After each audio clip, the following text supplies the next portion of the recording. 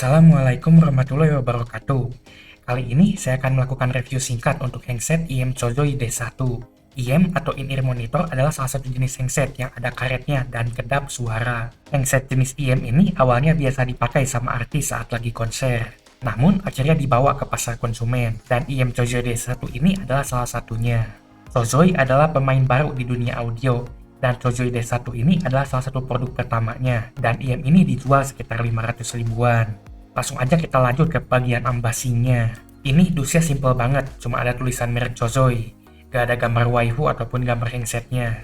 Di pinggir-pinggirnya juga kurang lebih kosong dan ada tulisan dikit. Di belakangnya ini ada frekuensi responsnya.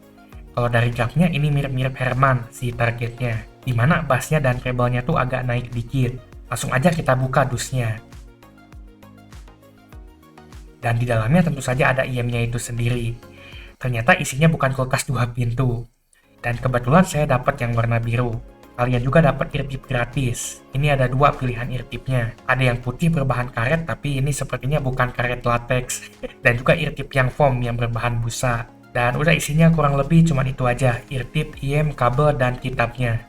Sayangnya nggak ada chargernya. Untuk penampakannya, IM ini penampakannya nggak beda jauh sama rata-rata IM yang ada di pasaran. Ini tuh pakai warna biru agak keungu-unguan dengan tulisan Chozoi di atasnya. Ini Chozoi, bukan koboi yang suka bikin akun Facebook angud atau koboi yang maho. Dan untuk kabelnya ini pakai kabel warna ungu yang katanya silver plated. Untuk colokannya ini pakai 3.5 mm yang udah mulai jarang muncul di HP.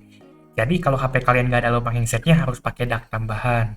Untuk speknya, IM ini pakai driver 1 biji berukuran 10 mm berjenis grafin. Sekarang langsung aja kita lanjut ke bagian suaranya.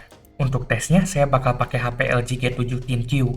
Ini HP bukan DAP, karena HP ini masih ada lubang handsetnya. Untuk bassnya, dari kuantitasnya ini cukup dan bisa dibilang pas. Gak over dan gak kurang juga. Cuman ini tuh bassnya agak kurang dalam. Untuk kecepatannya ini normal, gak terlalu cepat tapi gak lambat juga. Untuk vokalnya, ini agak shouty untuk kuantitasnya di sebagian lagu. Dan untuk ketebalannya ini agak tipis. Tapi selain itu kurang lebih biasa aja vokalnya. Untuk treble-nya secara kuantitas ini agak kurang dan juga treble-nya tuh gak nusuk alias aman. Cuman ini tuh kurang ekstensinya, jadi nya tuh kurang kerasa. Tapi itu masih ada si treble-nya dan gak goib. Untuk tonal, ini tonalnya mendekati target Herman seperti di dusnya. Cuman ini tuh ada peak di 2K dan sedikit di 8K-nya. Dan mungkin ini yang bikin jadi agak shouty dikit. Untuk timbrenya, IM ini pakai DD1 biji berukuran 10 mm. Tonalnya ini tuh natural dan netral khas grafin.